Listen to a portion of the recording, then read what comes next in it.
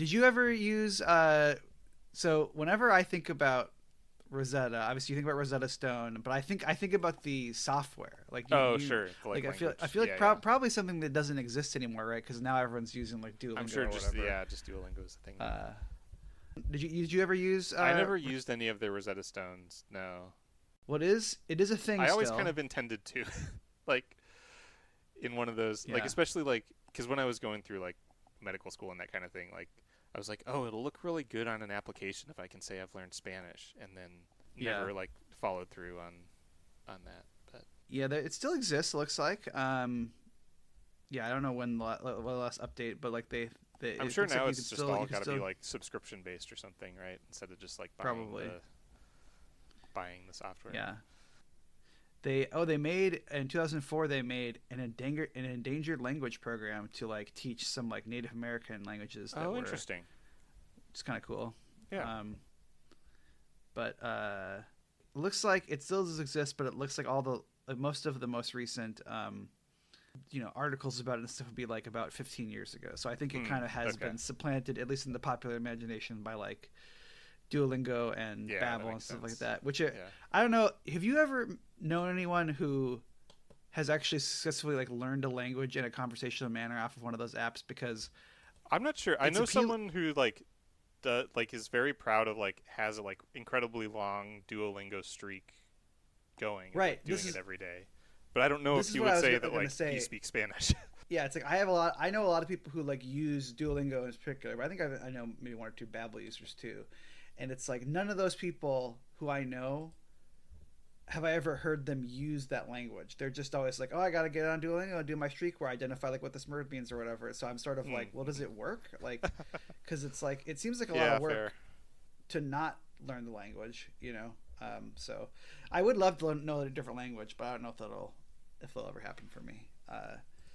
And this has been our cold open where we talk about the Rosetta Stone computer program. Hey. Much as often happens with Discovery episodes, maybe we are a little starved at various points for stuff to talk about. Although there is some interesting stuff that happens in this episode, so we Okay. can get into it. Yeah.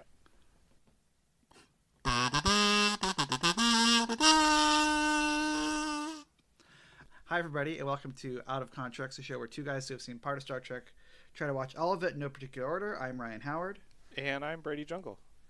Can you tell, listener, that we have been recording for 2 hours and 45 minutes? Today? Yeah, I'm worried the Discovery one is not going to be a good one to end with because like No, that's fine. I was exhausted watching this episode and This episode is maybe called exhausted Rosetta. talking about it. It's Discovery Season 4, Episode 11. It is written by Terry Hughes Burton and directed by Jeff Bird and Jen McGowan.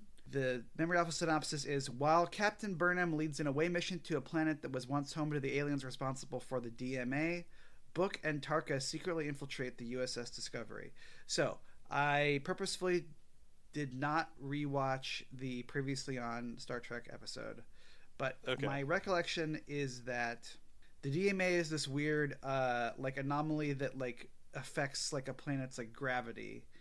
It reminds me kind of like the Nexus from Star Trek Generations, Sure, where it's kind yeah. of like hurtling around through space, and if it goes through a planet, it like in the Nexus doesn't actually mess anything up, but like it doesn't seem like anyway, or maybe it Yeah, does. I don't I guess remember. other But than like the ship Kirk's on at the beginning. yeah, but if this goes through a planet, it like totally destroys it. Like it destroyed Book's planet, and he's really mad about it. And that's like a big part of this season is him being really mad. He teams up with with Tarka, who is like this kind of a character I liked, like a kind of a cool Ryson guy. Who Yeah. not he like from? Because what's their deal? It's like he's from another reality, or he wants to go to another reality He wants, with like what yeah, I he's forget exactly learned. why. Yeah, like it's something he got like separated from his like husband Yeah, that like either died or like he got sucked into another reality, and he's like, if I can get inside this thing, I can use it to cross over to another reality somehow. it's something. Yeah, he's trying to stop this thing because obviously, like, it's going to like destroy planets, and but like his sort of personal motivation is he thinks that he can use this thing to send himself to like to reunite him with this other person that he loves Mm-hmm. somehow, because they were in prison together and then fell in love and then escaped and then like did science together. And yeah, I forget exactly how that all broke down, but that's his like motivation. Yeah, and then Book like kind of leaves the Discovery to go hang out with him instead, and then like the solution to this is with this other kind of alien, really like it's like powerful alien life form that exists outside of like the galaxy. So they have to Yeah. kind of like fly outside the galaxy. Yeah, because basically they're just like, if we can talk to these aliens, we can convince them, like, hey, this thing is destroying our planets. Please stop it. Right, because yeah, because their planet has rings that are made from the material that controls the DMA. Basically, I believe is how it works. So that they go there, and so like this episode, they get there, like, and they're gonna like they have to kind of like figure out if there's aliens there and figure out like what to do and all this stuff. So they're kind of like trying to make Yeah, first contact. That's basically the plot of this season, right? Like in a nutshell. I think so. I mean, there's Yeah, often, I was trying to of remember a course, lot like of the stuff, but like, there's a part of this episode where like Culber is like, well, I'm supposed to help people with trauma, but what do I do if I have trauma? And sure, so like, of course, that's going on, of course, because that's again, I don't even want to be like, I don't want to sound like a total dick about this stuff. It's just sort of like, this is what, as I said, a couple months ago, like this is like it does feel like what every new Star Trek episode is about. So it is a sure, little tiresome, but like that's going on. Of course, everyone is sad. Um, yeah, so, but yeah, so let's talk about what happens in this episode. Yeah, because those I think are kind of I was just kind of setting the stage based on my memory of how this yeah, season goes. Because I like to sometimes skip those to still be somewhat story wise disoriented, even sure, for shows I've seen. yeah. So what kind of the setup for this one is Michael is like, before we go and try to make first contact with these aliens, we need to find out something about them and like how to communicate with them, because we don't even know what kind of language they use or like anything about them. And she's, if we learn about them, then we'll have a better chance of getting them to agree. And so she's like, let's go down to, there's this planet that like they used to live on, but now it's all like destroyed and ruined. And so if we can find some like ruins of this civilization, we can learn about them and how they communicate, and we can use that so that first contact will go better. Then like the president of the Federation, President Rillick, is, and like some other people from different like Federation planets are here, are on Discovery with them. Like the Vulcan president is there, and some other people that like I didn't remember from this series, this season at all. Like there's like the sort of that like general from Earth. There's that one like shorter woman who's sort of like you're meant to believe that she's like too aggressive or something. And I was like, I don't remember this character at all or how I'm Yeah. supposed to feel about her. And then like there's this other kind of weird dude that's like doing a crossword puzzle or whatever, and I was like, who is this guy?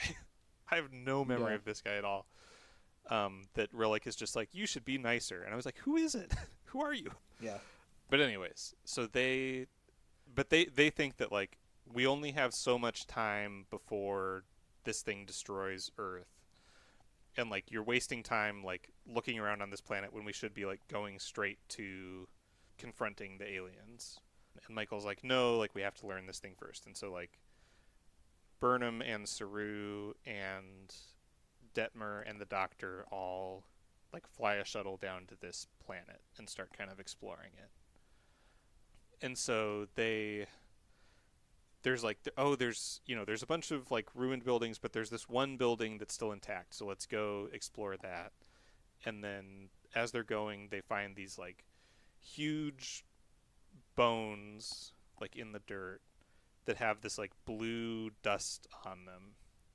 And at first it's Saru that like touches the blue dust and then gets like these kind of like flashes of like fear and panic and Fear feeling and like like he's about to die. disorientation. Yeah. Yeah.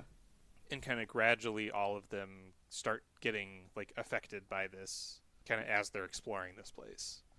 And then meanwhile, so Booker and the Ryzen guy have already like they've left Voyager, or not Voyager, Discovery, and like they're on Booker's ship, but they're hiding from them. Like they don't want to be detected, but they're nearby.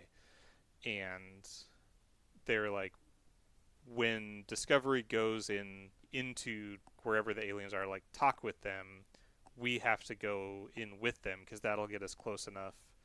Because they're like, it's too risky to try to like use diplomacy and talk to these people and convince them to shut the thing down. Like the only way we're guaranteed to save Earth is we just have to like essentially sabotage the thing and shut it down ourselves. And so like if we can get close enough, we can do that. But they're like, we have to find a way to like make it so Discovery can't detect us when we're following them in, and so they have to go on to Discovery and try to like sneak around and install like a little thing in engineering. And then while they're there, Booker decides to try to convince this Earth general that was the one who's the most against the plan.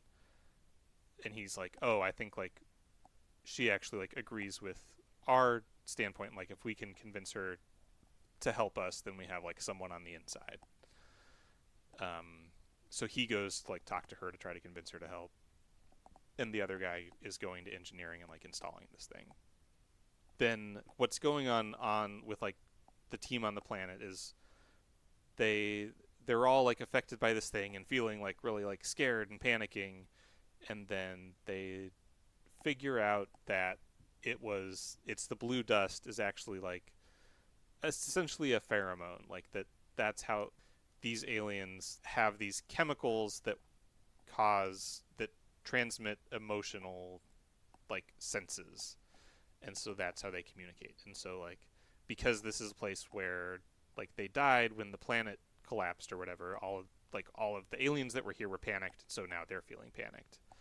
And so then they go into a different room that's like where the babies of these aliens like grew up, like a nursery, and they're just like, "Oh, like when we're in here we feel like safe and loved and protected."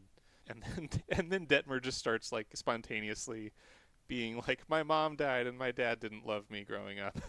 But then like because of all of this, they figure out like that these aliens communicate with these pheromones that like carry with them certain emotions. Yeah, which is interesting. I Yeah, like I think that. it's Like, I don't like know. It's one of those things that it's like a concept. I feel like happens on kind of all the new shows where it's like we want this to be like this brand new kind of new creative thing of like they communicate in a way that's different and like that we've never seen before and we have to figure it out. And then it's kind of like they're not able to come up with something different enough that they're just like that you're kind of like, well, that's just pheromones. That's a thing that exists on Earth actually. And like I don't Sure. know, like it's I don't know. bigger and like that's kind of the whole way they communicate. But it's I don't know, it kind of for me was sort of like how like the tardigrade is just a big tardigrade for some reason. Like it's the same as like the like organism on Earth, but this one's big and it's in space. And it's just like, well, that's I don't know. I don't know that you were able to come up with something new enough to feel like it's like, oh, we never would have figured this out. But I don't know. Yeah, I'm recording this like a day before I'm going to go see the Project Mhm. Hail Mary movie, which is basically about a guy who has to go save Earth, and then he when he gets to the place where he has to go, he finds an alien there and the alien also has to save his own Okay. planet, and it's a good book, and I was thinking about it a bit when I was watching this because it's like that a big part of that is that the alien also like has its own language or its own method of Okay. Yeah. language, and so on the one hand I was like kind of positive. I was like, well, yeah, I think it's cool. I think it's fun when you have to like come up with like a different way that aliens would communicate. But also, it's like, I I don't think Project Hail Mary is like a perfect book, but I think that like it really goes and explains like a lot of like how this stuff would work and stuff in a way that I think is like a lot probably more Oh, okay. compelling than some Yeah, of it what they kind of gets do into like in the this, where it's sort of like, because it's like his like those aliens in that book are like they don't have sight, and so they communicate like through sound. But then it's also like, here's all these other, like, how could they go to space if they don't know, if they don't have sound, like, you know, like, so there's just all kind of sorts like of like, exploring the like there's all sorts of yeah, like things like that. the lore a little Yeah, bit. there's lots of like, how would this actually Yeah, work type thing, that's you know. cool. Yeah, it is. It's a cool, definitely a cool book, I think, anyway. But yeah, like, so all that to say, like, I was like, I was sort of positive. I was like, I just like when there's like an idea like that, but then at the same time I was sort of like, yeah, but the, you know, the idea could be maybe a little bit more, Sure. a little more compelling. So I don't know. You know, again, you know, we talked about this when we were talking about Starfleet Academy, which for our listeners is a while ago. But like, you kind of said, like, well, maybe watching this right before we talk about that will make us like Academy more. But it's like, I was reminded about like how there are some like aesthetic things about this show that I like. I don't love like the way it looks from like a cinematography or like camera perspective, really. But it's like some of the, I was like, oh, their spacesuits look Oh interesting, yeah, you they are know, cool. Yeah. and like that kind of stuff. I was like, I liked a lot of. Yeah, I wasn't like, this is so tiresome. I was just sort of like, oh, okay, like they're trying to solve a problem. It's not like a the most Yeah. exciting I've ever one of their problem solvings have ever been, but like, you know, I don't know. I was kind of, I was mostly like I down think with that it, yeah, you I know. think that's fair. I think this is definitely one that is kind of a like, oh, we're figuring something out. I do think also what struck me with this that yeah, and I think it was maybe because I was thinking about it with Academy 2 of like I do feel like Discovery what I respect about Discovery is that like it was definitely trying something. Like I think Discovery like kind of the best you can say about it is it's like even if it may not be like my thing, it was like a lot of the time did have a vision of what it wanted to be and like was trying to like be something and be for somebody and like say something about something in particular and like be a certain type of show. Sure, yeah. I mean, Like I think that's why I would say Discovery is better than Picard because Picard is just like boring and like oh, you nothing and like not really about anything other than just like especially like the first two seasons are just kind of like just about Picard and like Patrick Stewart. Like it's just kind of a Patrick Stewart vanity project that's like not really trying to be a show in any real way. And yeah, Picard yeah, is and like Picard's the worst. Discovery is definitely trying to do something and like feel a certain way. And it just like doesn't work for me in particular, but it's one where like I wouldn't be shocked to find out that there are people who really enjoy Discovery as a show, and I'd be like, yeah, I know there are, yeah. I don't think there's really anybody who likes the first two seasons of Picard. It's like, I sure. think there's a lot of people who are like, well, the last season's good, and I'm like, no, you're wrong about that as well. But like, Yeah, I get that you were happy to uh, see the people you like. yeah, sure, I am too. You know, I guess like, but yeah, I agree with you. I guess that's just all I'm. Yeah, I think that was kind of what I came away from this episode with of just the like, yeah, I don't know that I would like watch this on purpose or be like, I this was a great episode of Star Trek, but like I respect what it is. I don't know. I feel like there's got to be more that happens. What is I don't know. What more like yeah. So they go down. They're down there for a while. They're trying to solve the, Yeah. you know, And it's the like it's an problem. impressive sort of like it's a cool, it's this very kind of like spooky like there's like jellyfish for some reason and like it's this kind of very unique sort of set piece like place that they're in as they're figuring all this stuff and there's these like giant dragon bones all over and so they find kind of like a sort of repository like a bunch of these different pheromones that they're able to bring back to Discovery and they're like this is what we're going to be able to like if we study these and understand these we think this is like the sort of building blocks of their communication so we can use those to be able to communicate when we go and talk to them. And then I guess the other like Booker is able to I guess yeah, because there's the stuff with them. So Booker talks to the general and she's kind of like suspicious, and he's like, look, we're on the same side, we're all just trying to save Earth. All I'm asking you to do is kind of keep us in the loop of, let us know like what Burnham's plans are and when things are happening so that we can like carry out our plan. And then the Ryzen guy is like in engineering, and sort of like he hacks the replicators as sort of as a distraction to like get everyone to go out and try to fix those so that he can get into engineering. But then Jet Reno like comes back and catches him, and so he kidnaps her. Well, I mean, speaking of Jet Reno, we forgot. You can't forget like the really important like subplot about in this episode, which is that Adira that's also in this episode. Admires thinks Detmer is just so cool. Detmer too much. Yeah, and is being weird about it. Thinks Detmer is so cool to their detriment because it makes them feel bad about themselves. And sure. Yeah. And then that just there's a couple scenes where that happens. Adira was just sort of an unfortunate miss as a character, in my opinion, of just the I feel like they just spend too much time being like, oh, I'm so awkward and anxious, and I don't know, and I don't know. Mm-hmm. I feel like they could have done more for that character, but yes, because I completely forgot that's the thing in this episode. Because they say something kind of awkward to Detmer as she's leaving at the start, and then it's just like, oh, that was so embarrassing. Detmer's so cool. Yeah, they say fly good. Detmer's so cool, and then Tig Notaro's just like, why don't you try talking to her and tell her you think she's cool, and actually she's also gone through some hard stuff, but the cool thing about her is that she was able to one time she landed a ship kind of roughly, and then that bothered her for a whole season of television. But then she got was honest about how it's okay to not be okay. And I do like Detmer. I mean, Detmer is cool. We've talked about this before. Detmer is super cool. Detmer is one of the better characters in the show. The show was more about her. Here's a question: is how much of Detmer being cool is just because she looks cool? They gave her that cool.